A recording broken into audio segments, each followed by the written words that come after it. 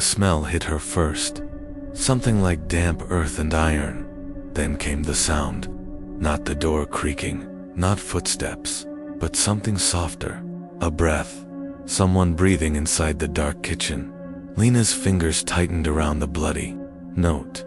Her husband's name was scribbled across the top in red. "I'm sorry. I didn't want to go. Forgive me, Em." The same man they'd buried 5 months ago? She turned slowly, heart pounding so loud she barely heard the soft creak behind her. And that's when she saw it. A shadow by the hallway arch. Wide shoulders. Familiar posture. And those eyes. Impossible. He was supposed to be dead. 3 months earlier. The call that shattered everything. It had been an ordinary Tuesday. Lena was folding the last of her son's laundry when the police called. A wreck. No ID. Only the license plate confirmed what she already knew deep down. Michael was gone. His body had been identified through dental records. Closed casket. No one questioned it, not even his mother. The grief was heavy, brutal, and sharp. Their son, Noah, only 4, still asked when Daddy's spaceship was coming back. Lena moved cities a month later. Too many memories. Too many eyes watching her fall apart. The first sign, or maybe the first warning, it was a voicemail. 2:13 a.m. just breathing. Slow. Almost. Mechanical. She deleted it. The second came a week later. This time, a voice. "Do you ever think about the fire?" No name. No number. She told herself it was spam.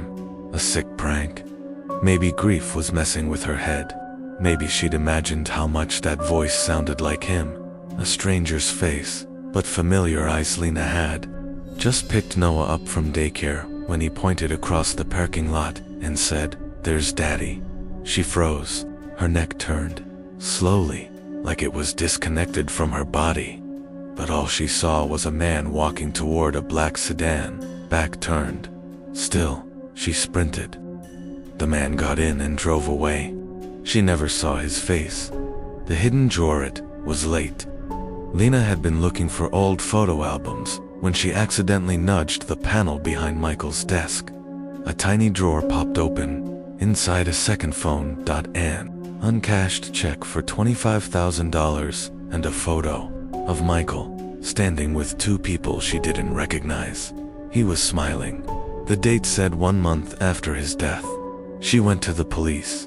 They didn't believe her. She brought the photo, the phone, the messages, but the detective, polite, tired, distant, said the evidence was inconclusive. Probably a lookalike. He shrugged. She felt like she was losing her mind. Maybe she was, until the night the window shattered. A glimpse in the mirror. Lena had just walked into the bathroom when she saw it. A reflection behind her. A man in a hoodie, watching her, then gone. No broken doors, no open windows. Just a single fingerprint on the mirror. And in lipstick. You were never supposed to find out. Confronting the past, and his mother. Lena went to see Michael's mom. She hadn't visited since the funeral.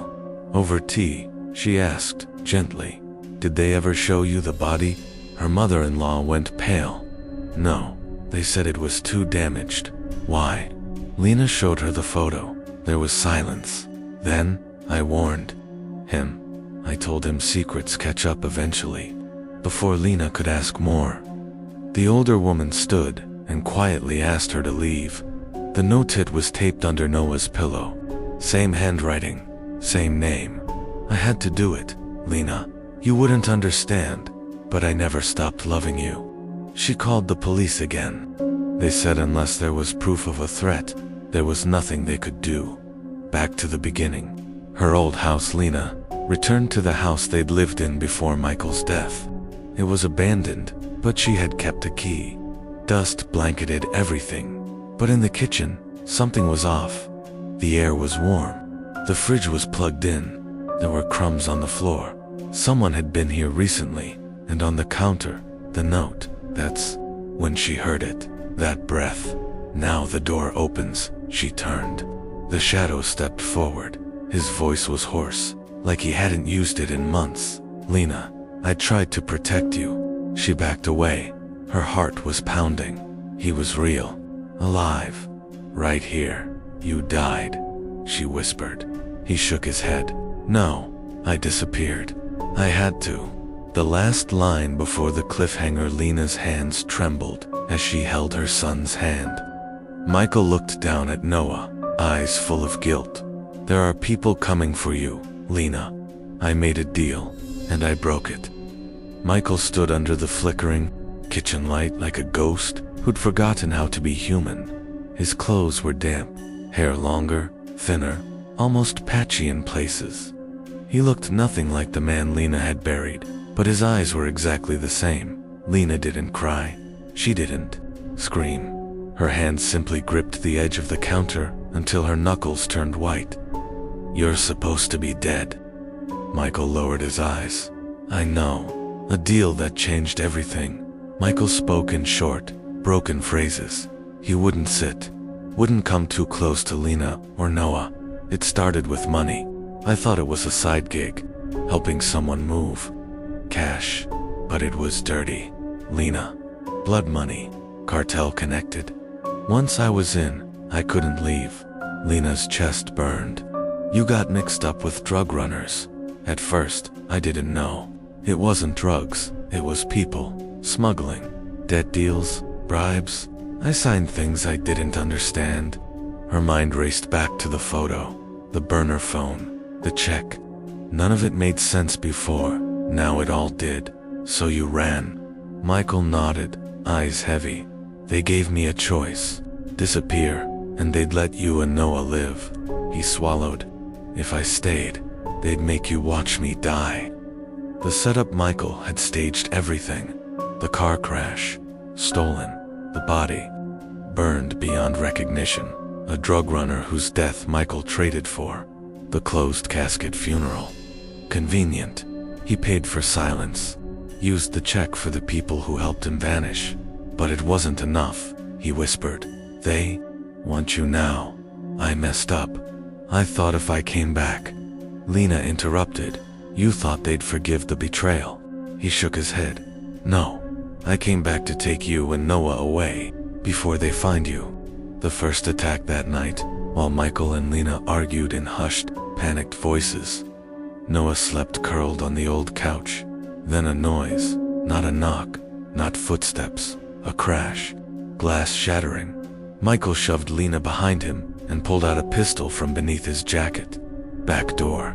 Two men in black masks rushed in, one wielding a crowbar, the other with something wrapped in cloth, a silencer. Michael fired once, then twice. One man dropped. The other fled. Lena stood frozen in the hall, heart thundering, Noah screaming. Behind her, the escape. They couldn't stay. Michael knew they'd be tracked. Phones off. No credit cards. No highways. "We go dark." They packed quickly, Lena trembling as she wrapped Noah in a blanket. Michael drove a stolen truck, taking back roads only he remembered, motel room number 392 days later. They checked into a no-name roadside motel in northern Arizona. The carpet stank. The sheets were thin, but there was no one around. Just desert and silence. Lena sat on the bed, staring at Michael. Why now? Why did they come back after all this time? Michael didn't answer right away. He just pulled something from his pocket, a photo. Tattered, folded at the edges. It showed a girl, maybe 17. Her eyes were swollen. She was handcuffed to a pipe. On the back, written in red marker. "You weren't supposed to keep this." "What?" He took. "She was one of them," Michael said. "One of the girls they were moving. I helped her escape. Faked her death too. They found out." Lena's voice cracked. "And now they want to kill you for it?" Michael nodded. "And they'll hurt anyone who knows. That means you." Lena's breaking point 3 days later, in the same room. Lena snapped. She stood in the bathroom, gripping the counter, staring into the cracked mirror. She had mourned him, buried him. She had lost friends, family, her job, and now he was alive. But brought death to her door. She whispered to her reflection. "What if I gave him up?" The thought scared her more than she expected, but it had entered her mind, and once it's there, it grows. A visitor in the night that night.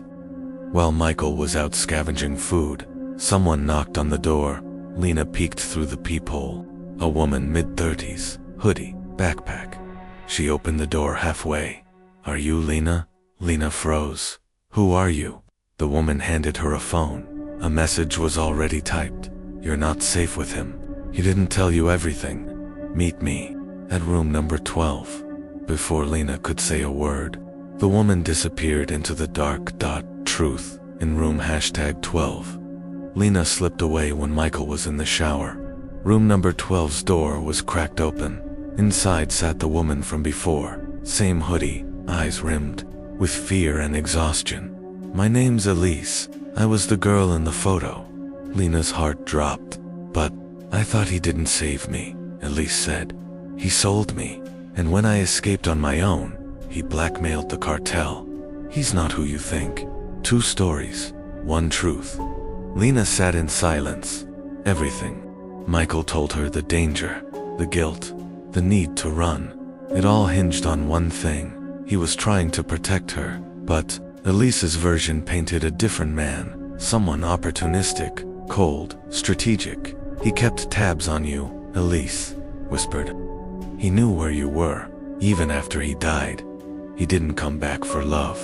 He came back because they're closing in, and he needs a shield." The decision. Lena returned to the motel room just before dawn. Michael was asleep. Noah curled beside him. She stared at the gun on the nightstand, then looked at the boy, her son, then at the man who had both saved and possibly destroyed them. Her next move would define everything. The cliffhanger. She reached for the phone and quietly dialed a number written on the back of Elise's matchbook. The voice on the line said one word: "Ready." Lena whispered, "Tell me what to do." Lena stared at her reflection in the motel bathroom mirror. Her face was pale, eyes hollow, hair matted with sweat and guilt. The phone call still echoed in her ears. "Tell me what to do," she had whispered, and the voice had replied, "Be ready by tomorrow night. He won't see it coming." She hung up the phone, slipped it back into her jeans, and sat on the edge of the bathtub. Was she really doing this? Turning him in? Betraying the man she once loved? Or thought she did? The plan. Elise had laid it out in room number 12. There was a safe house across the state line. A team, not police, not cartel. Something in between would intercept Michael there. Lena's job was simple. Get him to that location by nightfall. No questions, no delays. "You'll be free after this," Elise had promised. "Your son will never have to run again." But Elise had also warned, "He's dangerous, Lena. If he even suspects, he won't hesitate." The morning after, Mike brewed cheap motel coffee while Noah colored with a broken crayon on a paper towel. Lena sat silently at the small table, pretending everything was normal. "I found a way across state lines," Michael said, not looking at her. "It's risky, but we might make it if we leave tonight." Lena nodded. "Good, let's just get out of here." Her voice didn't tremble, but inside, her soul cracked. Memories that don't die. As they drove through dusty back roads later that day, Lena couldn't stop the images flooding her mind.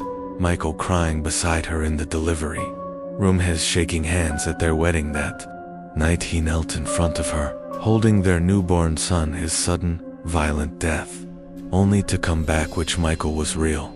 The one who made her feel safe, or the one whose hands may be stained with blood? They reached the bridge. The location Elise had given was an old ranger station, near a desolate canyon bridge, abandoned, forgotten. Michael parked the truck beside it, eyes darting. "This is it. From here we go on foot." But Lena hesitated. Noah was asleep in the back seat. She leaned over and kissed his forehead, and then she opened the passenger door and walked away from the truck, toward the ranger station. "Lena," Michael called. She didn't answer. She had only 10 more steps before she'd reach the marker. 10 steps, and the people on the other end of the phone call would come. 10 steps to freedom. But on step 9, she heard it. "Lena, wait." She turned. Michael's confession. His gun wasn't drawn. His hands were shaking. His voice the lowest she'd ever heard it. "I know you talked to someone." She froze. "You weren't supposed to find Elise," he said. "But I should have known she'd come back. I should have known she'd get to you." Lena's mouth went dry. So she's telling the truth. Michael looked down. Some of it, the real story, Michael's version, as he told it now, wasn't heroic, but it wasn't monstrous either. "I didn't sell her," he said. "I tried to get her out, but I failed." He explained that Elise was supposed to be relocated, given a new name. He arranged it using stolen cartel funds, but they found out. I panicked. I ran, faked my death. They thought I died for betraying them, but now they know better. Lena asked the question she'd buried for days. "Why come back at all?" His eyes filled. "Because if they found me, they'd find you. I couldn't let that happen without warning you. I came back to take the heat, not to run." The interruption, before Lena could respond. 3 dark SUVs rolled up from the canyon road. No sirens, not just silent, coordinated movement. Masked men stepped out, guns drawn. One of them nodded at Lena. "You did good." Michael turned, betrayed flashing across his face. "You called them." Lena stepped between him and the approaching men. "I thought I was protecting Noah." Michael laughed bitterly. "You just handed me over to the same people I tried to run from." Lena turned to the men. "Wait, you're not police?" The one in front replied. "No, we're cleanup." A terrible truth in the next seconds. Everything shifted. Michael lunged toward Lena, not to hurt her, but to shield her. Gunfire cracked the air. 2 men dropped. The third shot wildly. Michael pulled Lena behind the truck. "They're not here to take me alive." He looked her in the eyes, bleeding from the shoulder. "They want to erase everything. Me, Elise, and now you." Lena's breath caught. She had made the wrong call. The escape again, the canyon trail behind the station was steep. But Michael knew a way down, with Noah in her arms. Lena followed him through rocky brush, their breaths shallow, hearts thunderous. They ran until dusk, hiding in a dry culvert until the engines faded in the distance. No words passed between them. They just sat, broken, exhausted, hunted. Elise's betrayal later that night. They found an old ranger's cabin deeper in the woods. Michael collapsed on the floor. Lena dressed his wound with a torn t-shirt. When he finally spoke, his voice was raw. "Elise didn't want me arrested. She wanted me dead. She's working with them now." Lena looked at him. "You sure?" He nodded. "They don't leave loose ends. She cut a deal. She gets to live, if she leads them to me." Lena didn't know who to believe anymore. One final phone call, using a burner phone they found in the ranger's cabin. Lena made one last call, not to Elise, not to the men with guns, but to someone she hadn't spoken to in years, her sister. "I need help. No questions, no cops. I'll explain everything when I get there." Her sister whispered back, "I'll leave the back door open." The final scene of part 3 before dawn. Lena, Michael, and Noah walked silently toward the distant edge of the forest. The next town was 8 miles away. They'd walk barefoot if they had to. Behind them, a fire burned, the ranger's cabin going up in flames, erasing one more trace of their existence. Lena didn't look back. She only whispered to Michael, "No more lies." He replied, "No, more lies." But even as he said it, she wondered if this was just another one. The bus station was cold and nearly deserted. A flickering vending machine buzzed in the corner. Lena held Noah on her lap, rocking him gently. He had finally fallen asleep after the 3rd night on the run. Michael sat across from her, a hoodie drawn tight over his face, eyes scanning every entrance. They were on their way to Lena's sister's cabin, deep in the Colorado woods. Remote, off-grid, safe, she hoped. But something had changed. It wasn't just the fear or exhaustion. It was doubt. What if everything Michael said was still a lie? And worse, what if it wasn't? The cabin Lena's sister, Donnie, was waiting when they arrived. She didn't ask questions, didn't judge the blood on Michael's shirt. She only looked at Noah and said, "Whatever this is, I'll help." The cabin was rustic. No internet, no cell signal, just wood stoves and silence. For the first time in weeks, Lena let herself exhale. That night, while Noah slept in the loft, Lena and Michael sat near the fire. She didn't say anything for a long time. Then finally, "You said no more lies." Michael stared into the flames. "I meant it." She turned to him. "Then tell me what you've never told anyone." He didn't move at first, but then slowly, he spoke. "The full truth, there was a second girl," Michael said. "Elise wasn't the only one. She was just the one who escaped. The second, her name was Anya, had begged him for help too. He had promised her freedom, but he failed, and she was gone before morning. Her body was never found." Michael's voice cracked. "I think that's when I broke. That's when I knew I couldn't fix anything anymore." Lena's throat burned. "Why didn't you tell me before?" "Because if you knew the whole truth, you wouldn't have let me walk out of that grave." Meanwhile, Elise was watching in a small surveillance van parked near the state border. Elise watched live footage from a hidden drone. Thermal imaging picked up 3 heat signatures in the cabin. The signal she'd planted in Michael's boot still pulsed. She hadn't lied about one thing.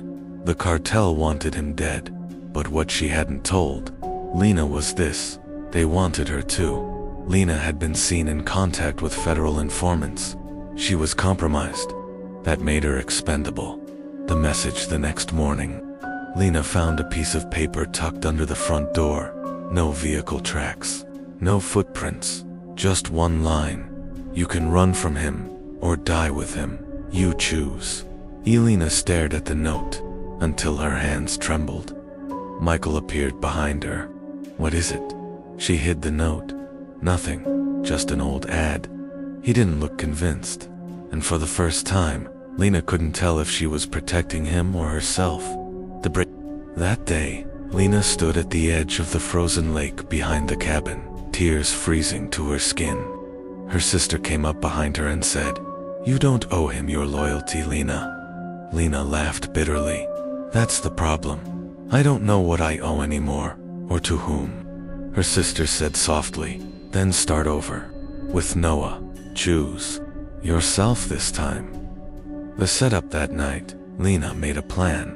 She would meet Elise one final time, alone. Elise had left coordinates, an abandoned ranger outpost 5 miles out. Michael didn't know. Noah would stay with Donnie. This time, Lena wanted the truth. No shadows, no weapons, no running. The confrontation, the outpost was silent. Cold air bit into Lena's skin as she stepped inside. Elise was already there, sitting by a broken desk, arms crossed. "Took you long enough." Lena didn't waste time. "Why are you really doing this?" Elise's face was tired, haunted. "Because no matter what he tells you, Michael used us. He made deals. He chose who got to live, who got to die." Lena stepped closer. "You think I don't know that now? You think I haven't seen the blood on his hands? Then why are you still with him?" Lena answered honestly. "Because he's the only person who didn't lie to me at the very end. And because he's the only one still trying to save us, even if he's doing it the wrong way." Elise's offer. Elise stood. "There's a car outside. Keys are in it. Drive west. There's a town called Darrow's Hollow. You'll find a man named Juno. He can get you new papers, new life. Just leave Michael behind." Lena frowned. "Why help me now?" "Because I wish someone had helped me." The final twist of the night when Lena returned to the cabin. It was in flames, screaming smoke. She dropped the keys and sprinted inside. Michael had already pulled Noah out, his hands blackened with burns. "They found us," he coughed. "It's not safe anymore." Lena turned just as a shot rang out, missing her by inches. They ran through the woods, toward the ridge, gunfire behind them, somewhere in the dark. Elise watched, and this time, she didn't help. They hid in an old hunting shack, miles from the road. Noah was safe for now, but Michael was bleeding. Badly. He leaned back against the wall, lips trembling. "Lena, I don't think I can keep going." She held his hand. "Then I'll carry you." But deep down, she knew he might not make it. To part 5. The cold was cutting through the walls of the hunting shack, but Lena didn't feel it. She sat with her back against the wooden beam, cradling Noah in her arms. Michael lay on the floor, barely conscious, his breath shallow. His shirt was soaked with blood, seeping from the gunshot wound in his side. They had nothing left. No supplies, no backup, no friends. Just snow, silence, and shadows hunting them in the dark. Lena pressed her forehead to Michael's and whispered, "You don't get to die here, not now." The final choice, she had one option left, the keys Elise gave her. The car was still parked near the ranger outpost. If she could get Michael there, maybe they'd survive. Maybe she could still run, start over, become someone else. But something twisted inside her at the thought of just running. They would never stop. Not the cartel, not Elise. And if Lena kept running, Noah would never be free. Something had to end, and it wasn't going to be them. The fire inside her the next morning. Lena wrapped Michael's torso with strips torn from her coat. She left Noah asleep, warm beneath a mountain of blankets. She kissed his forehead and whispered, "I'll be back, I promise." She took Michael's pistol and the burner phone. Then, she walked back toward the place it all started, the ranger outpost, where she had met Elise. The setup ease was there again, this time with backup. 2 men, clean suits, quiet voices, earpieces. Lena stepped into the light, like a woman with nothing left to lose. "We're ending this today." Elise tilted her head. "You came back alone, for now. But I didn't come to beg. I came to trade." "Trade what, Michael?" Elise's eyes lit up, not with compassion, but with control. "You're giving him up?" Lena's voice didn't shake. "I'll tell you where he is. You let me and my son go. New names, clean exit. We vanish, forever." One of the suited men laughed. Elise didn't. "And how do I know you're not lying again?" Lena stepped forward, close. Enough for Elise to see the fire in her eyes. "Because if I was lying, I'd have brought him with me, already dead." The trap back at the shack, Michael stirred awake. Noah sat beside him, holding his hand. Michael tried to sit up but fell back, dizzy. "Where's your mom?" he whispered before Noah could answer. He heard footsteps outside, then a voice. "Michael, if you're in there, come out slowly. We're here to make this easy." "Elise." He didn't move. Not yet. He had one bullet left, and one decision to make. What? Lena didn't say Elise believed she'd won, but what she didn't know was that Lena hadn't come empty, dash-handed, in her back pocket. She carried a recording device, one that had been running since she walked into the outpost. She had captured every word Elise said, every admission, every detail of how they were planning to kill Michael and Lena, even after the trade. And that burner phone, it wasn't just for show. It had auto-uploaded the audio to a private cloud and a scheduled send to 3 news outlets.